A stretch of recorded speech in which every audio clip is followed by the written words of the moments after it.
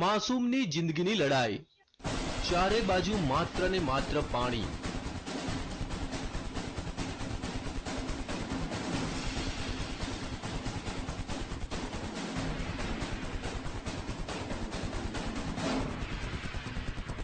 પાણીના ધમધસતા પ્રવાહ વચ્ચે ફસાઈ એક માસૂમની જિંદગી। મોતની લહેરો વચ્ચે જીવન અને મરણ વચ્ચે ઝોલા ખાતી માસૂમની જિંદગી। શું આ માસૂમ પોતાનો જીવ બચાવી શકશે ખરો?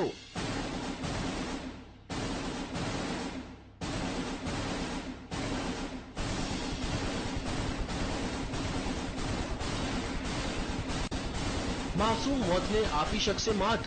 શું બચી જશે માસૂમનો જીવ? આ દ્રશ્યો છે મધ્યપ્રદેશના ભોપાલના ડિડોરીના, જ્યાં 2 વર્ષનો એક માસૂમ બાળક ફસાયો છે ધમધસતા પાણી વચ્ચે।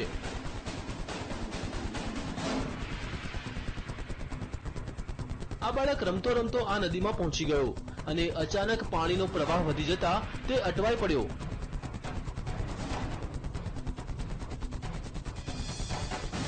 લહેરોના આ તાંડવને જોતા ભલભલાનો પસીનો છૂટી જાય, પણ આ માસૂમ લહેરો વચ્ચે લડી રહ્યો છે જંગ। જિંદગીનો જંગ।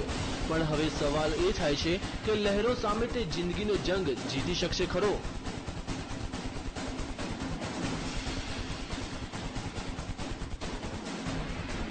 તેને કોઈ પણ ભોગે પોતાનો જીવ બચાવવો છે। તેને નદીના પ્રવાહની કોઈ પરવાહ નથી। તે તો તોફાની લહેરોને આપી રહ્યો છે ટક્કર।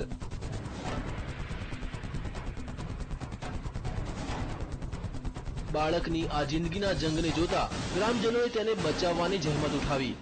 માસૂમને બચાવવાનું રેસ્ક્યુ ઓપરેશન। માસૂમની જિંદગી બચાવવા ગ્રામજનોએ પહેલા રસ્સીનો સહારો લીધો।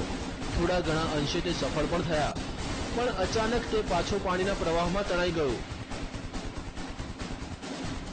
આ વખતે તો લાગ્યું કે માસૂમ તેની જિંદગીથી હાથ ધોઈ બેસશે,